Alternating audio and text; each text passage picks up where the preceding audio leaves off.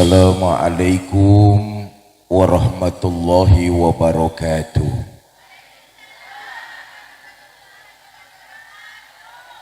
Bismillah walhamdulillah. Salatu wassalamu ala rasulillah Sayyidina Muhammad ibn Abdullah wa ala alihi wa sahbihi wa mawala, amma ba'du. Yang mulia para ulama, para kiai, para asatiz dan asatizah, yang saya hormati para tokoh masyarakat, bapak-bapak pejabat pemerintah baik sipil, TNI maupun Polri, panitia tabligh akbar serta DKM Masjid Baitul Ijjah, ibu bapak, saudara-saudara kaum muslimin yang saya cintai. Alhamdulillah berkat izin dari Allah, malam ini kita dapat bertemu dan berkumpul. Mudah-mudahan pertemuan kita malam ini mendapat curahan rahmah dan berkah dari Allah Subhanahu wa ta'ala. Salawat dan salam selalu kita curahkan pada junjungan kita baginda Nabi besar Muhammad sallallahu alaihi wasallam, dengan harapan kelak di yaumil akhir semua kita yang hadir mendapat syafaat dari Nabi Muhammad sallallahu alaihi wasallam. Nyuwun sewu, sound system echo-nya dimatikan saja, volumenya besarkan sedikit. Cek 1 2. Ya, echo-nya dimatikan saja. Cek 1 2. Dah. Terima kasih Mas. Jangan dioprek-oprek lagi ya.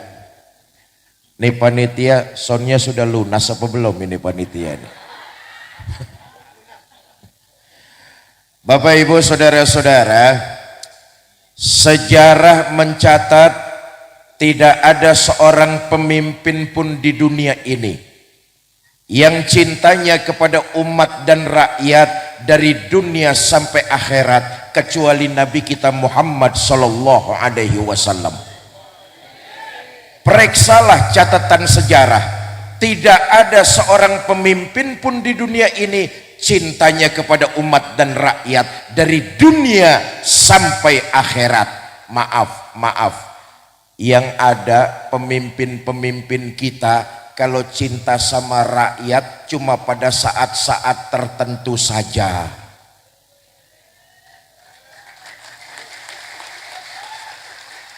Mau pemilu baru cinta sama rakyat, mau pilkada baru rajin deket-deket rakyat, pidato di tengah-tengah rakyat. Saudara-saudara, pilih saya, kalau saya terpilih saya akan sejahterakan rakyat banyak. Begitu terpilih ini malah menambah kesengsaraan rakyat.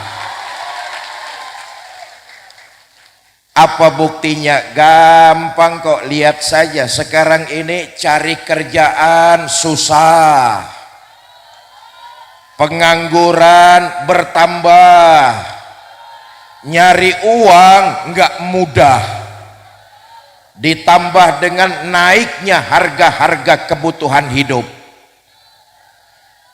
Udah dengerin aja, betul-betul.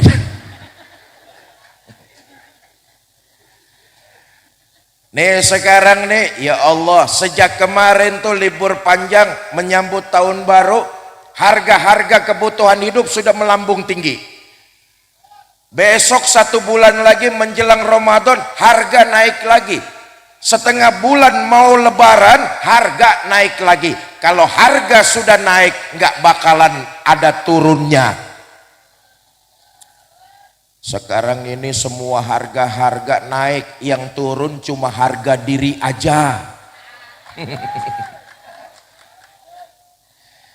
Lihat saja sekarang apa sih yang nggak mahal? Hampir semuanya harga naik. Cabai rawit naik, betul? Daging naik, minyak goreng naik, telur naik, susu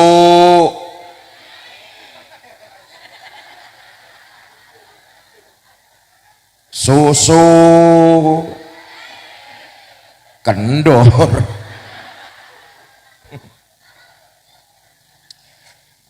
Saudara, sejarah mencatat pemimpin yang cinta kepada umat dan rakyat dari dunia sampai akhirat, Nabi kita Muhammad sallallahu alaihi wasallam. Apa bukti kecintaan baginda Nabi kepada kita? Oh, nggak usah kita ragukan lagi. Banyak bukti Nabi cinta kepada kita. Saya ingin menyampaikan satu saja. Mudah-mudahan ini oleh-oleh buat kita makin mencintai junjungan kita baginda Nabi besar Muhammad sallallahu alaihi wasallam. Ayo lihat sejarah. Bapak Ibu saudara-saudara, ya khair, marhaba, Kiai. Assalamualaikum.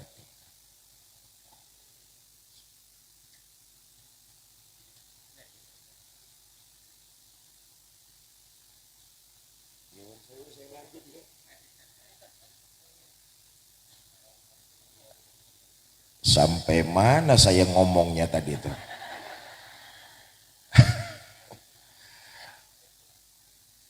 Bapak Ibu saudara-saudara, ini oleh-oleh satu saja yang ingin saya sampaikan.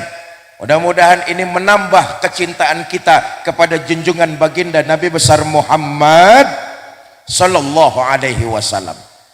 Ayo lihat sejarah. Bu, Nabi itu hidupnya sederhana, rumahnya kecil, tidurnya di atas pelepah daun korma, kadang-kadang sampai berbekas di pipinya yang mulia. Allahumma sholli wa sallim mubarik alaih.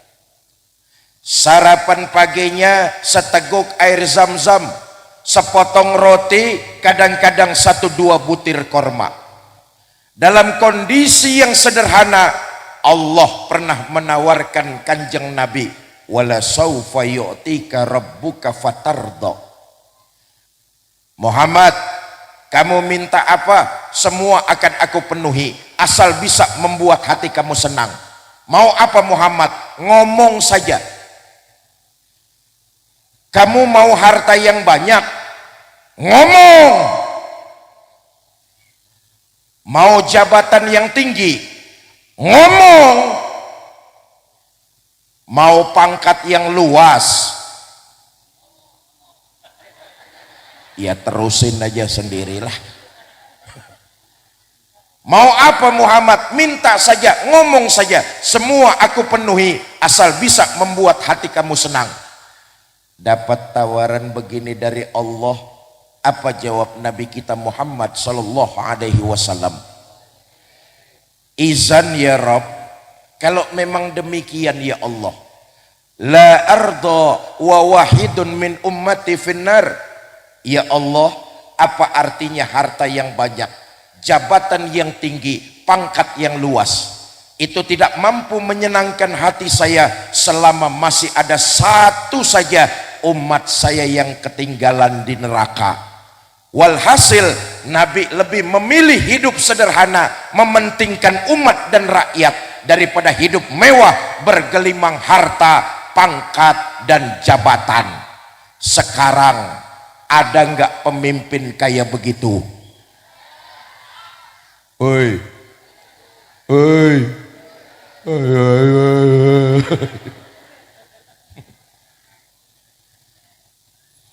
Nah, bersyukur kita kepada Allah, ditakdirkan lahir ke alam dunia jadi umat Nabi besar Muhammad sallallahu alaihi wasallam.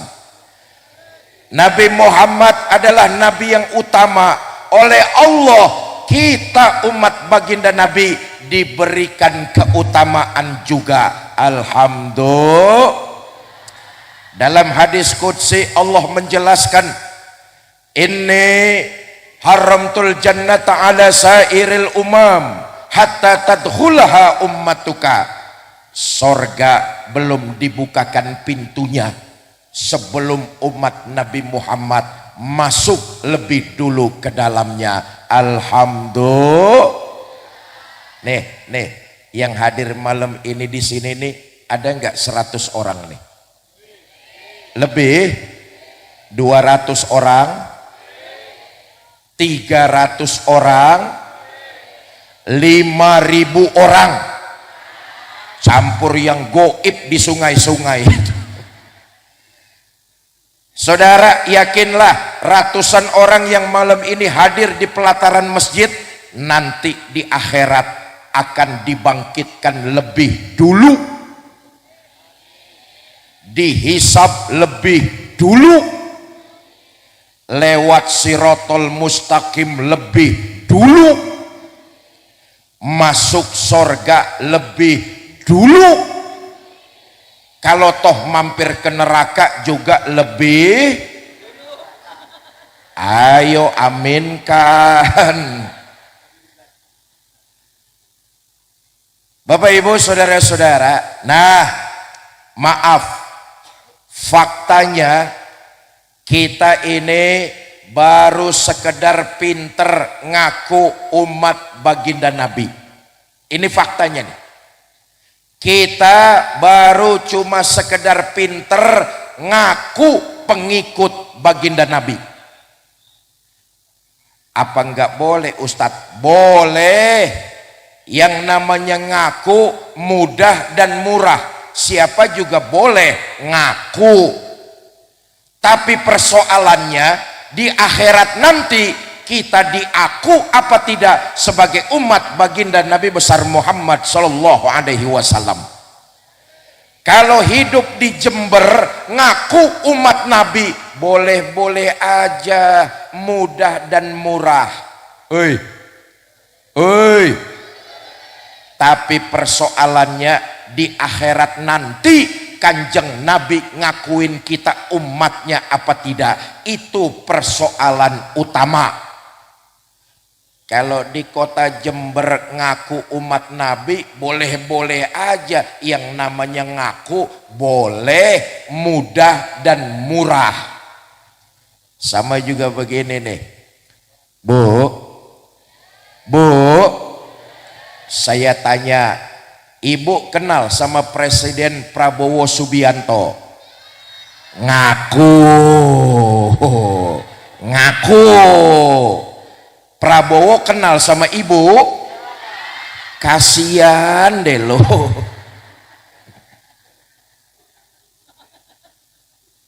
Apa bedanya sama kita? Kita ini baru pinter ngaku umat Kanjeng Nabi. Tapi lagi-lagi persoalannya di akhirat nanti, masalah utamanya kita diaku apa tidak jadi umat beliau. Ini persoalan utamanya.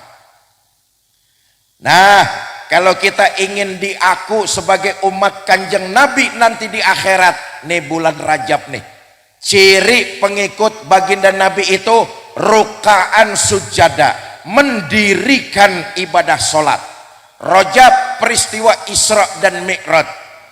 Ibadah-ibadah yang lain Allah turunkan melalui perantara malaikat Jibril, tapi khusus ibadah sholat Allah sendiri yang mengundang Nabi Muhammad sallallahu alaihi wasallam menerima perintah sholat 5 waktu. Betul apa tidak? Betul apa tidak?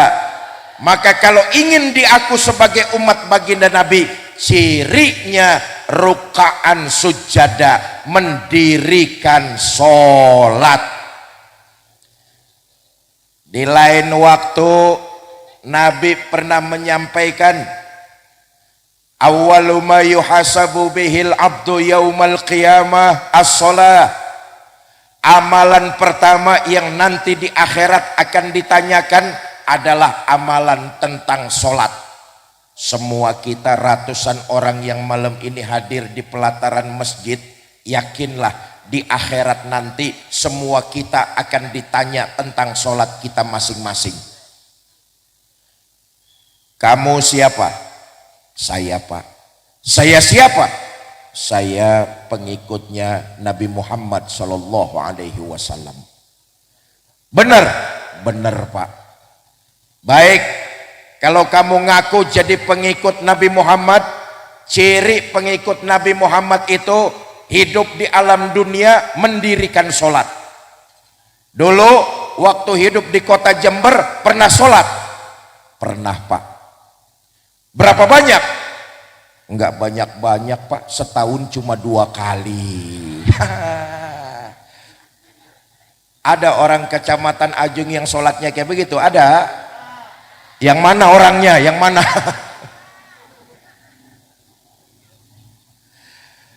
Bapak Ibu, saudara-saudara kaum muslimin yang saya cintai. Nah, ini di bulan Rajab peristiwa Isra dan Mi'raj. Ayo kita muhasabah. Bersyukur kita kepada Allah masih dipertemukan dengan bulan Rajab. Makanya di bulan ini nih Nabi banyak-banyak berdoa ngajarin kepada kita. Allahumma barik lana fi Rajab wa Sa'bana wa ballighna Ramadan. Di bulan Rajab peristiwa Isra dan Mi'raj, turunnya perintah sholat. Bersyukur kita oleh Allah dipertemukan kembali di bulan Rajab tahun ini. Maka kita berazam mulai tahun ini harusnya ibadah sholat kita kualitasnya makin kita tingkatkan. Tadi tokoh masyarakat menyampaikan kepada saya, Ustadz, alhamdulillah warga kecamatan Ajung sih sholatnya rajin-rajin Ustadz. Saya bilang alhamdulillah, saya juga sering kok beberapa kali lewat sini. Orang-orang kecamatan Ajung rajin-rajin sholatnya. Apalagi kalau subuh berjamaah, masjid penuh sampai keluar-luar. Enggak ada yang di dalam.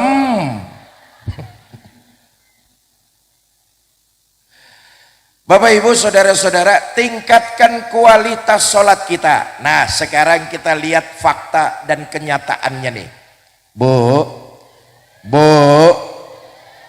maaf ya, maaf. Masih banyak di antara kita nih umat Islam yang dalam mengerjakan ibadah sholat hanya sekedar menggugurkan kewajiban saja. Sejauh mana sholat membentuk kepribadian, kita malas koreksi, kita malas introspeksi. Akibatnya selesai melaksanakan ibadah sholat, kita nggak mampu menjadi manusia yang sedikit lebih bermanfaat. Itu sholatnya cuma sekedar gugurin kewajiban. Padahal orang yang sholatnya berkualitas, sholatnya meningkat, dia kelihatan dalam kehidupan menjadi manusia yang sedikit lebih bermanfaat dari hari-hari sebelumnya. Itu sholatnya berhasil tuh. Nyuwun sewu, mohon maaf, banyak di antara kita sholat didirikan cuma sekedar gugurin kewajiban. Akibatnya di tengah-tengah masyarakat nggak mampu jadi manusia yang sedikit lebih bermanfaat. Makanya jangan heran kalau ngelihat ada orang sholatnya rajin, maksiatnya tekun. Sedekahnya mau, nyolongnya lebih besar dari yang disedekahkan. Sholatnya giat, tapi mulutnya sering nyakitin hati tetangganya.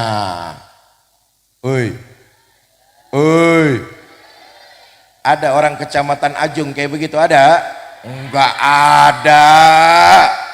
Orang sini sholatnya rajin, mulutnya, lisannya, lidahnya dijaga, enggak seneng nyakitin perasaan orang lain. Itu masyarakat kecamatan Ajung. Tapi beda sama kecamatan sebelah. Orang kecamatan sebelah sholatnya rajin tapi mulutnya usil, seneng nyakitin orang lain. Tuh di kecamatan sebelah. Saya tanya, orangnya pindahan dari kecamatan Ajung katanya.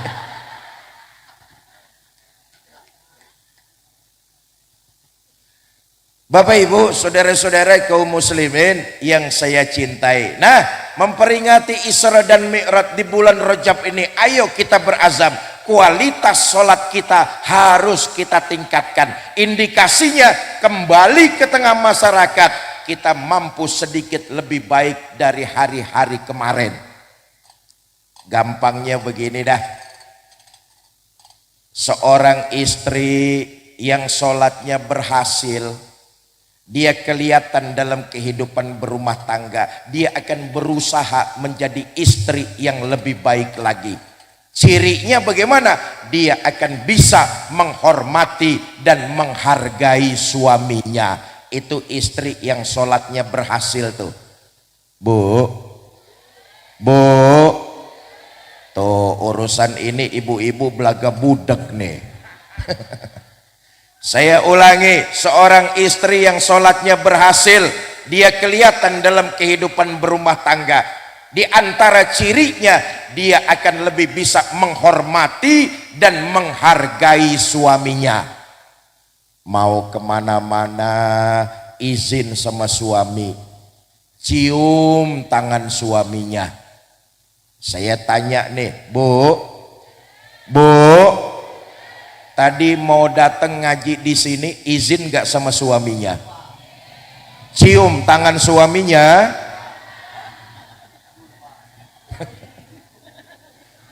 Boro-boro cium tangan, yang ada campur merentah. Mas, saya mau arisan, itu jemuran kalau hujan angkatin ya mas ya. Bu,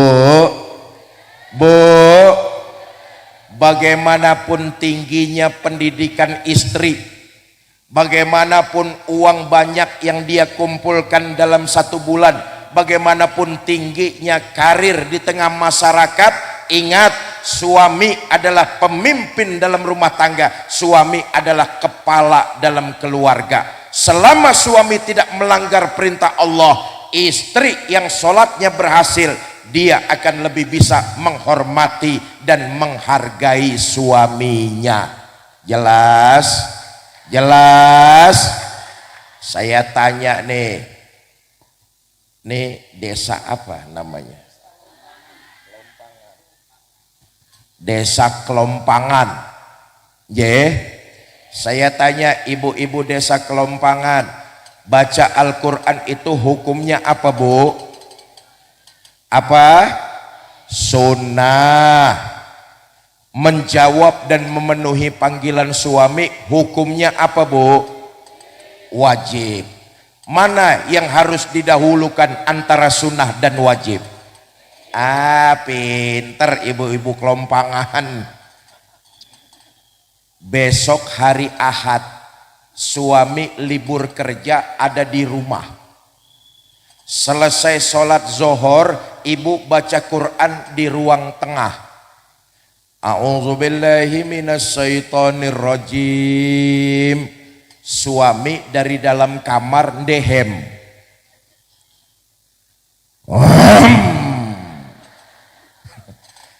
Ibu tahu maksud ndeheman suami, tutup Qur'annya, Shadaqallahul azim.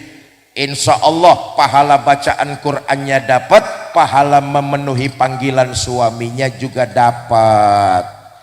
Cuma kasihan malaikat bingung. Selama suami tidak melanggar perintah Allah, istri yang sholatnya berhasil, kelihatan dia akan lebih bisa menghormati dan menghargai suaminya. Jelas? Enak jadi kaum ibu. Bu, satu-satunya makhluk yang sudah mendapat jaminan masuk surga dari baginda Nabi, kaum ibu. Nih, semua yang hadir nih ibu-ibu malam ini nih dijamin masuk surga. Dijamin masuk surga. Pak.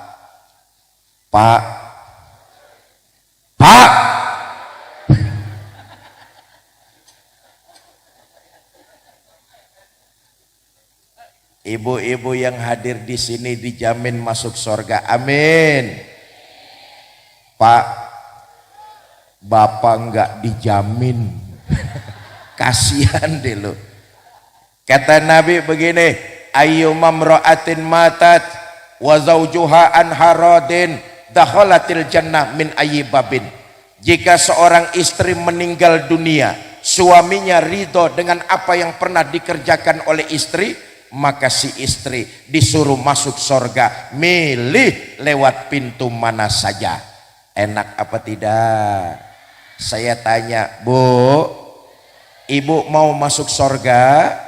Ya, yang jawab 30 orang. Ibu mau masuk surga selama suami tidak melanggar perintah Allah, taat dan ridho suami, itu kuncinya. Jelas? Jelas? Pak, saya tanya, kira-kira kalau istrinya meninggal dunia, Bapak ridho apa tidak?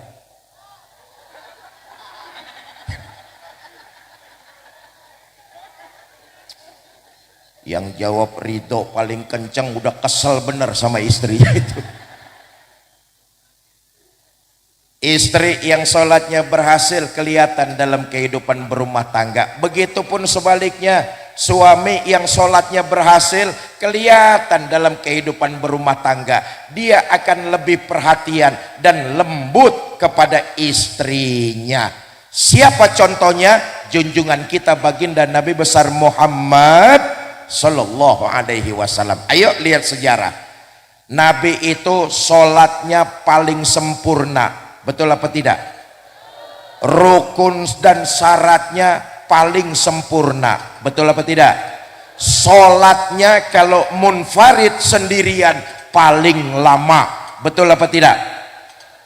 Tapi begitu beliau selesai dari melaksanakan sholat, sholatnya berhasil, kembali dalam kehidupan berumah tangga, Nabi lebih perhatian dan lembut kepada istrinya. Maka seorang suami kalau dia sholatnya berhasil, dia akan makin perhatian dan makin lembut kepada istrinya. Kenapa? Mencontoh kehidupan junjungan kita baginda Nabi besar Muhammad Sallallahu Alaihi Wasallam. Riwayat menceritakan betapa Nabi sangat pengertian terhadap istrinya, sangat perhatian terhadap istrinya. Ini lewat ibadah sholat membentuk kepribadian. Nabi jadi suami paling perhatian kepada istrinya.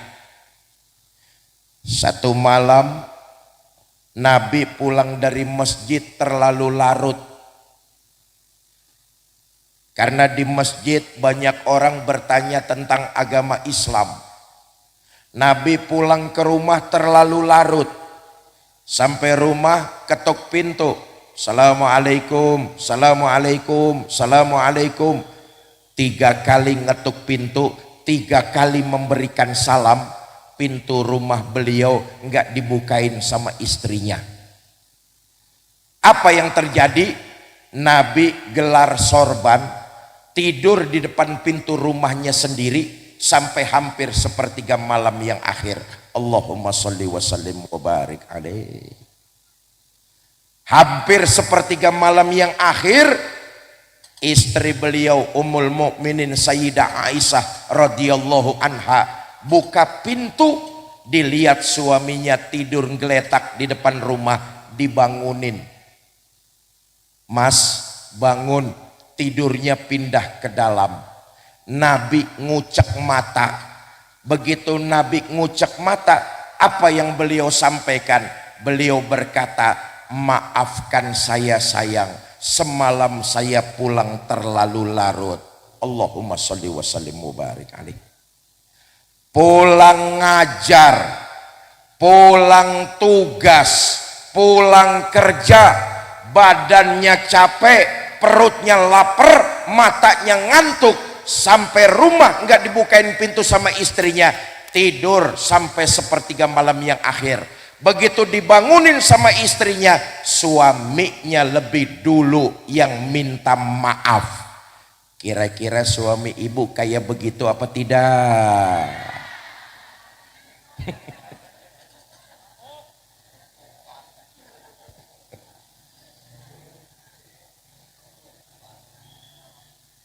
Bapak Ibu, saudara-saudara kaum muslimin yang saya cintai.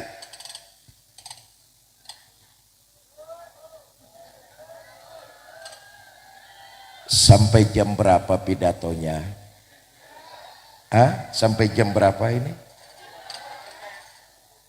Sampai jam rolas. Sampean nggak bayar aja nawar jam rolas.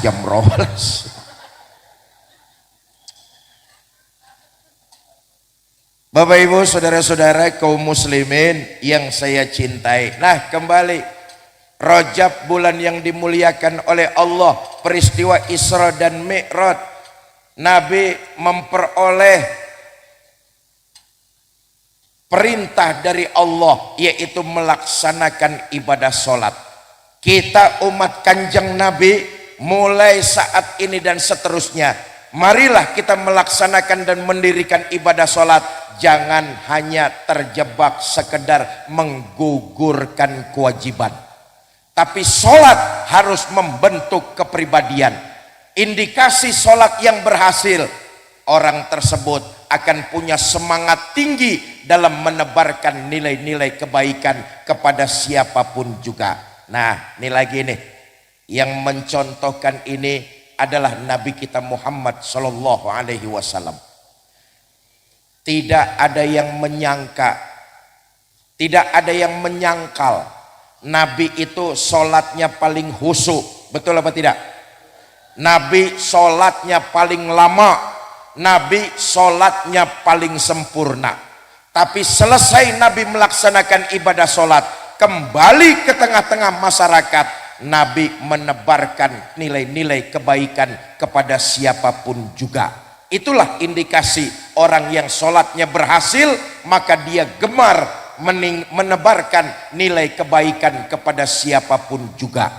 Maaf, kita ini sholatnya rajin, tapi kalau mau menebarkan kebaikan sering pilih kasih dan pandang bulu.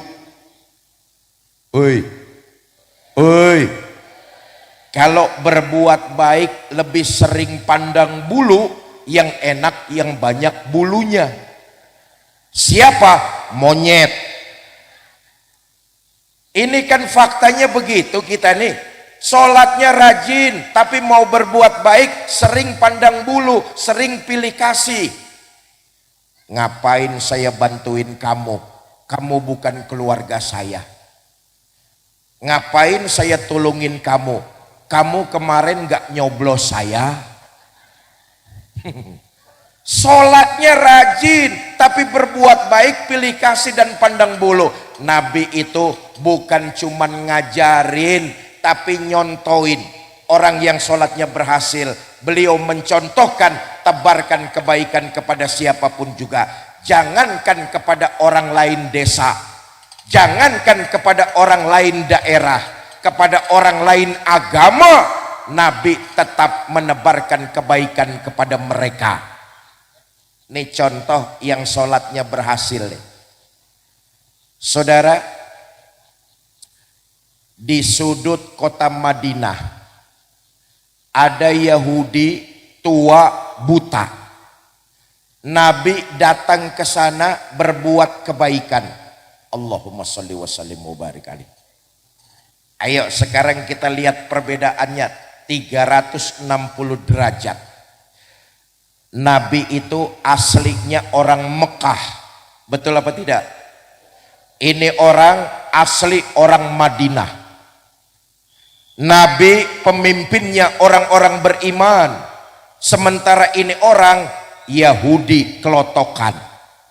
Nabi datang berbuat baik kepada Yahudi tersebut. Apa yang Nabi lakukan? Nabi nyuapin makanan. Ini Yahudi lagi enak-enaknya disuapin makanan, karena matanya buta, cuma ngandelin pendengaran. Dia dengar di depannya ada orang lewat, berdiri pidato. Mas, yang barusan lewat di depan saya, hati-hati kalau ketemu Muhammad. Jangan dipercaya omongannya, Muhammad tukang bohong.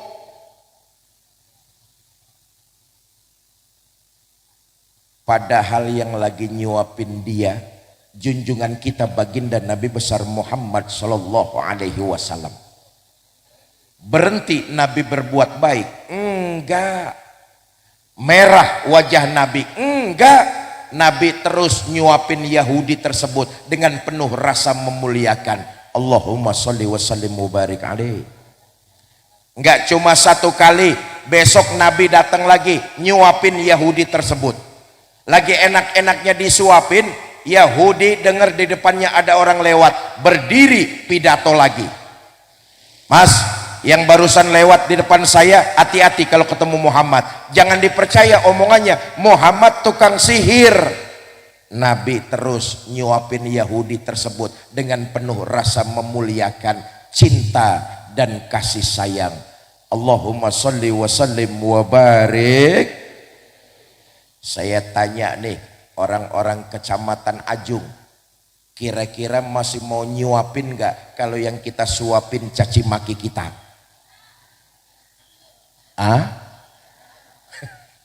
Suapin aja terus, tapi makanannya campurin racun sedikit tuh. Saudara, begitulah indikasi orang yang sholatnya berhasil, dia akan menebarkan nilai-nilai kebaikan kepada siapapun juga. Kenapa? Dia menyadari bahwa nanti pada saatnya pasti yang menemani dia masuk ke dalam kubur tidak lain dan tidak bukan amalan perbuatan yang waktu dia lakukan di alam dunia. Nih, orang yang sholatnya berhasil, dia akan sadar betul bahwa yang menemani perjalanan dia masuk ke dalam kubur adalah perbuatannya waktu hidup di alam dunia. Maaf. Nih yang datang malam ini semuanya nih calon-calon jenazah nih. Hoi. Ada orang kecamatan Ajung yang hidup terus-terusan. Nih semuanya calon-calon jenazah. Betul apa tidak? Kata Nabi, nanti ketika jasad kita digotong orang ke kuburan, yang nganter kita cuma 3, ahluhu wa maluhu wa amaluhu, keluarga, harta, amal perbuatan kita, yang baik dan yang buruk, itu yang nganterin kita ke kuburan.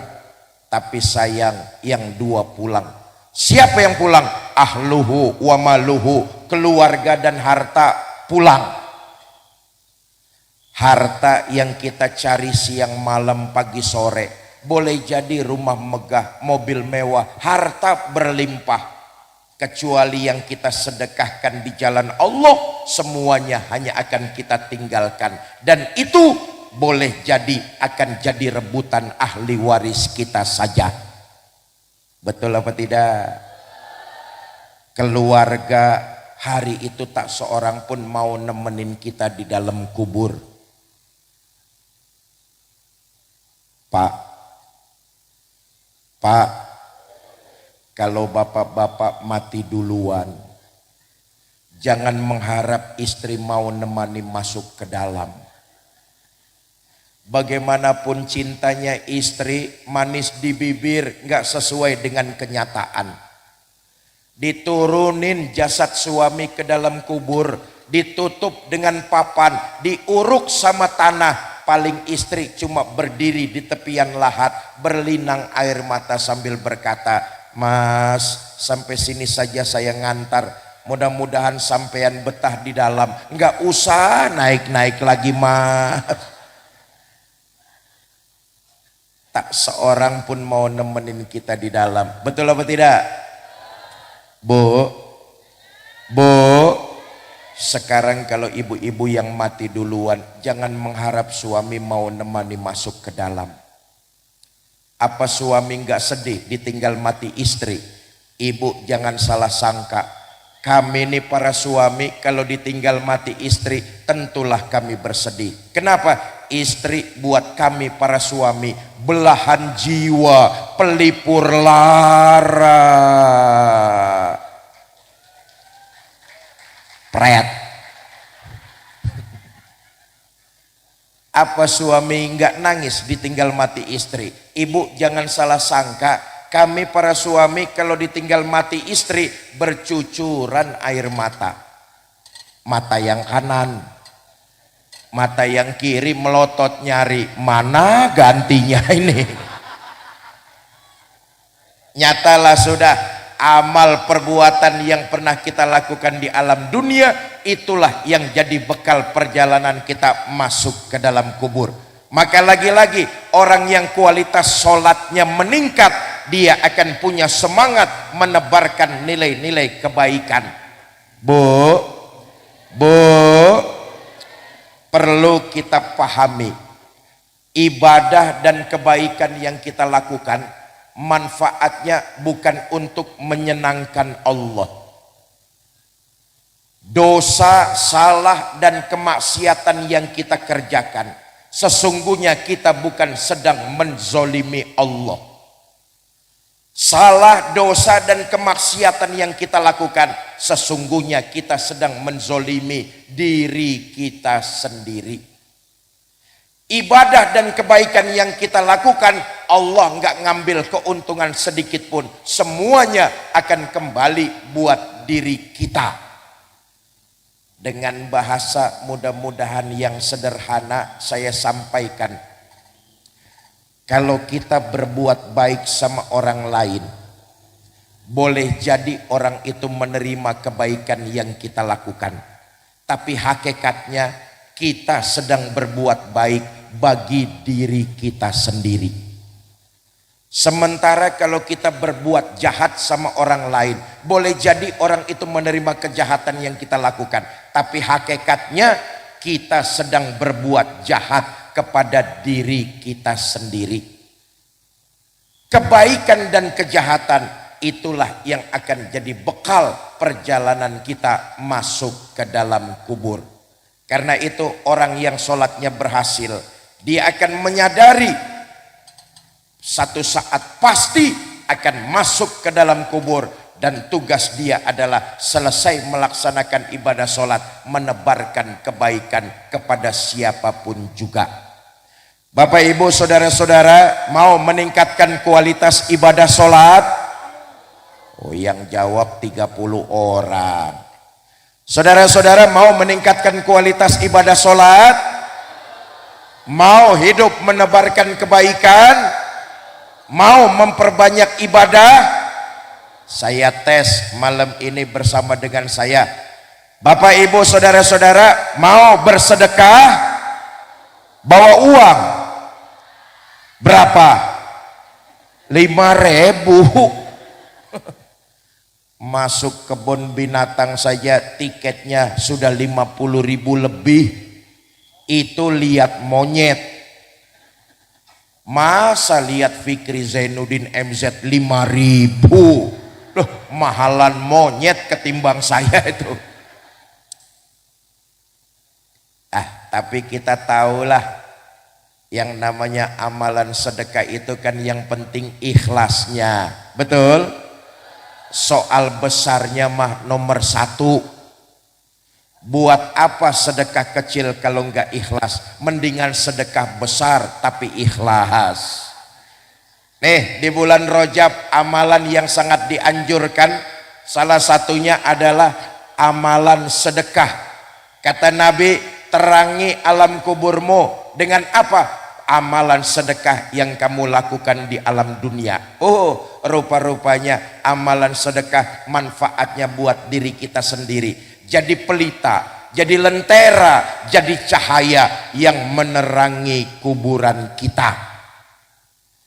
Ustadz, saya sedekah 1 juta Ustadz. Insya Allah cahaya kuburnya terang, lampu neon. Ustadz, saya sedekah 100.000 Ustadz, patromak. Ustadz, saya sedekah 10.000 Ustadz, lilin. Ustadz, saya sedekah 5.000 Ustadz, pentol korek, remeng-remeng masih kelihatan lumayan. Karena itu saya ingin mengajak kepada kita semua, sesuai dengan kemampuan kita di bulan Rajab ini, perbanyaklah amalan yang disunahkan, dianjurkan. Di antaranya adalah amalan sedekah. Panitia akan mengitarkan kotak-kotak amal, ibu bapak diisi seikhlasnya. Mana panitia? Sudah siap? Dimulai dari saya dulu sini. Mana dia? Adik-adik hadroh tolong dibaca, dimainkan satu nasyid lagi.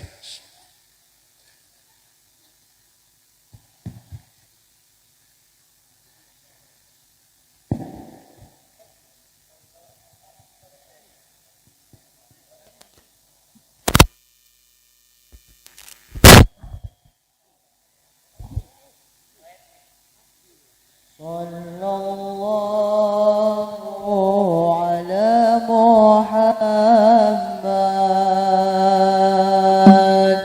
sallallahu alaihi wasallam, sallallahu ala Muhammad, sallallahu alaihi wasallam.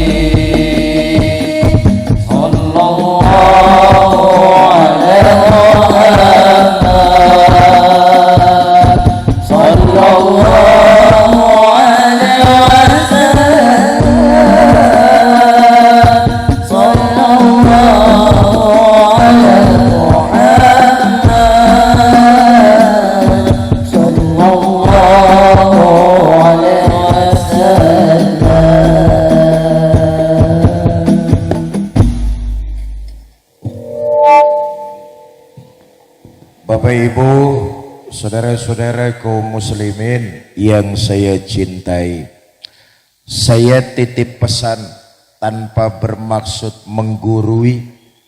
Mulai malam ini dan seterusnya, kalau kita melakukan amalan sedekah lagi, niatkan pahala sedekah itu kirim buat keluarga orang tua yang sudah meninggal dunia. Semua kita pasti punya keluarga, betul apa tidak? Semua kita pasti punya orang tua. Kalau ibu dan bapak kita masih ada, teruslah berbakti kepada mereka. Tapi kalau mereka sudah tidak ada, doakan dan kirimkan pahala sedekah yang kita lakukan di alam dunia. Tanpa mengurangi pahala kita. Pahala itu kalau kita niatkan buat mereka, hakul yakin akan sampai dan mereka senangnya luar biasa. Sambil munajat kita kepada Allah agar pahala sedekah yang kita kirimkan jadi wasilah terbukanya pintu rahmat Allah. Kubur orang tua kita, kubur keluarga kita, Allah jadikan rodoh min riyadil jannah. Amin ya rabbal.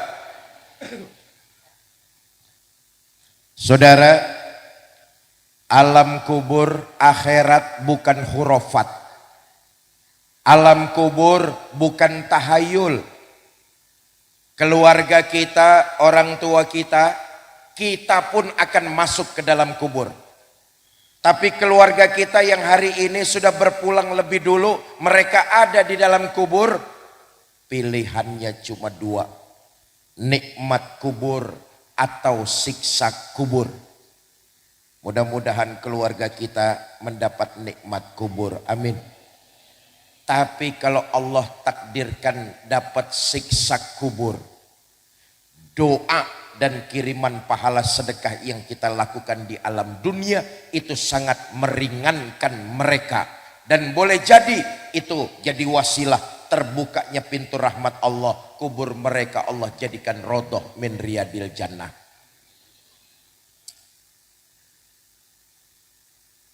Satu hari di dalam kubur berbeda waktunya dengan di alam dunia.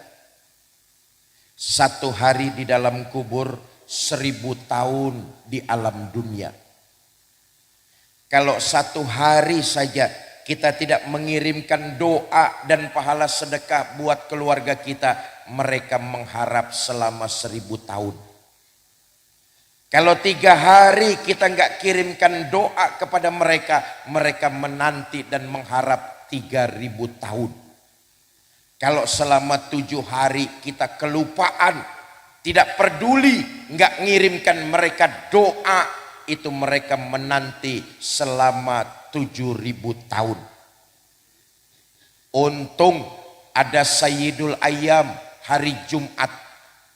Ketika khutbah kedua, khotib di mimbar berdoa, Allahumma gfir lil muslimina wal muslimat, mu'minina wal mu'minat, al ahya'i minhum, orang-orang tua yang dilupakan anak keturunannya, tidak diperdulikan oleh anak keturunannya, enggak dikirimkan doa dan pahala sedekah, mereka masih dapat kiriman dari kaum muslimin. Tapi sayang, penantiannya begitu lama, 7000 tahun lamanya.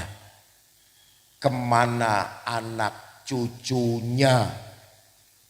Hoi, hoi, kemana anak putune?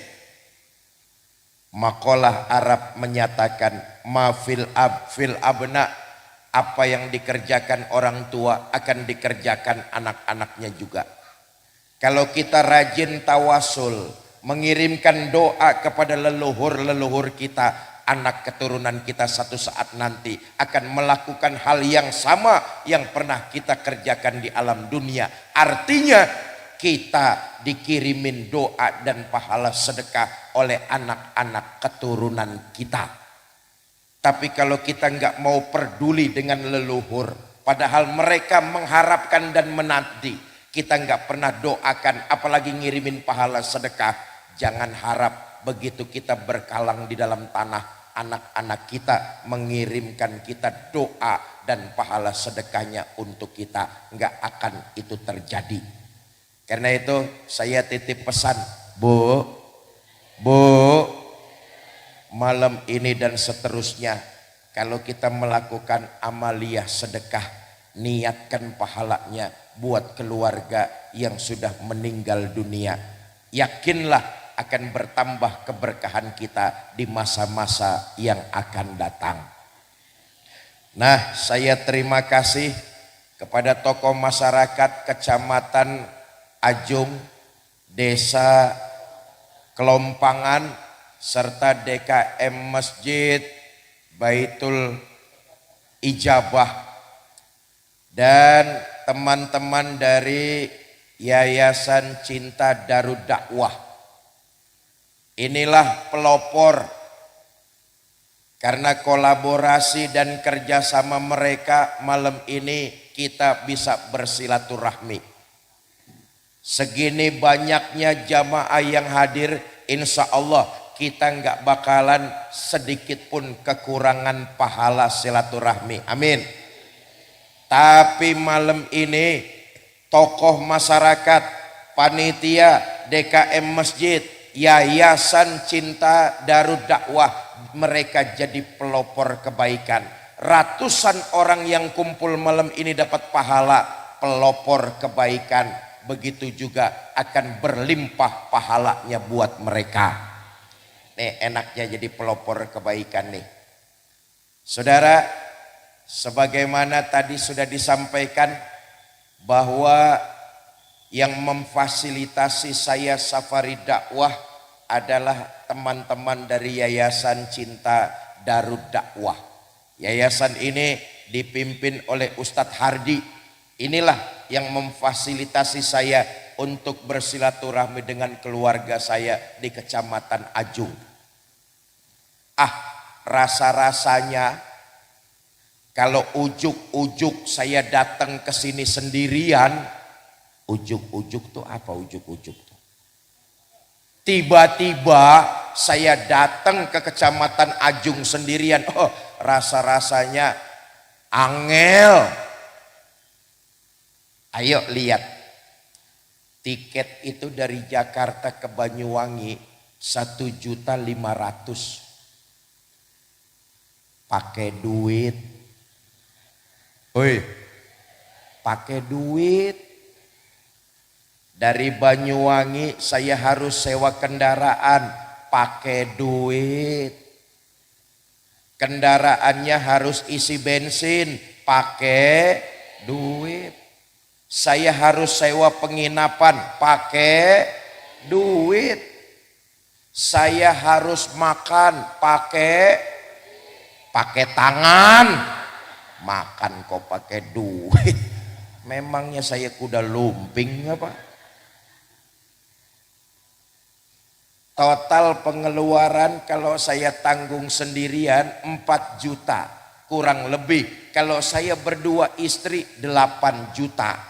Saya yang tanggung sendirian, remek. Bersyukur untung ada teman-teman dari Yayasan Cinta Darud Dakwah di bawah pimpinan Ustadz Hardi. Inilah yang memfasilitasi pertemuan kita malam ini. Nih hari saya kedua muter di kota Jember dan sekitarnya. Hari ini dari pagi tadi, semalam sudah mengisi di Masjid Raudhatul Jannah, pagi tadi di Kebun Sari, lalu duha, asar tadi di Pondok Pesantren Babu Salam, dan malam ini di Masjid Baitul Ijabah. Besok pun begitu, sampai Senin malam Selasa. Selasa paginya saya harus kembali via Surabaya, pesawat pertama menuju ke Jakarta. Doakan biar Allah berikan kesehatan dan kekuatan. Dulu abah saya pernah pesan kayak begitu tuh. Waktu saya mondok di Tebuireng, satu hari abah saya datang jengukin saya. Allah yarham Ki Haji Zainuddin MZ, abah saya. Hoi, abah saya. Hoi, abah saya. Ibu kenal sama Ki Zainuddin MZ? Kenalan di mana? Kenal. Kata abah saya gini, Fikri, nggak usah malu. Kalau ketemu keluargamu kaum muslimin, mintalah doa kepada mereka. Kamu nggak tahu dari mulut siapa doa itu menggetarkan aras, diijabah oleh Allah Subhanahu wa taala. Nggak usah malu kalau ketemu keluargamu kaum muslimin, mintakan doa buat kamu. Doakan biar diberikan Allah kesehatan dan kekuatan. Nah, Yayasan Cinta Darud Dakwah ini dipimpin oleh Ustadz Hardi mengusung sebuah program yang mulia dan luar biasa. Apa programnya? Mencetak 1 juta penghafal Al-Quran. Saudara, program ini bukan program khoyali.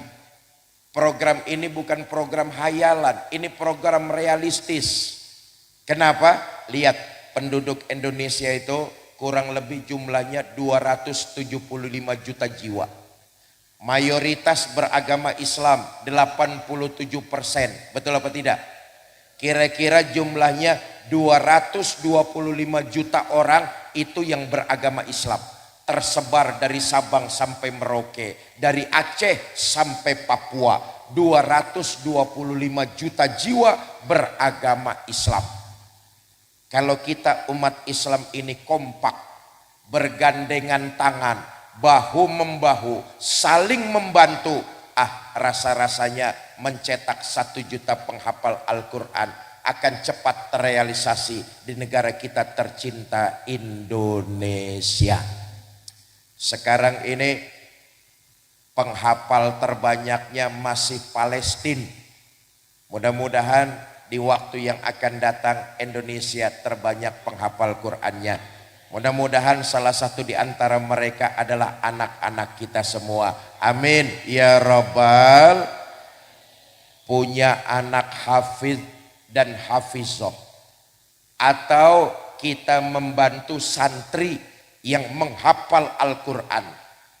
Tiap saat ketika anak itu murojaah, menghafal Al-Quran, melantunkan ayat-ayat suci Al-Quran, kita masih dapat jariah pahalanya. Bukan per surat, bukan per ayat, bukan per kalimat, tapi kata baginda Nabi, tiap huruf yang dilantunkan maka kita juga dapat jariah pahalanya. Amin ya Rabbal.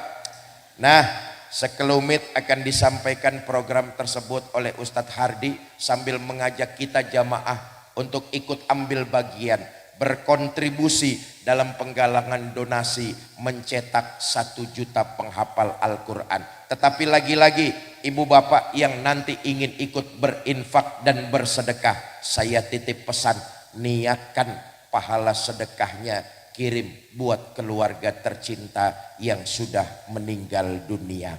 Insya Allah aku yakin akan bertambah keberkahan kita di masa-masa yang akan datang.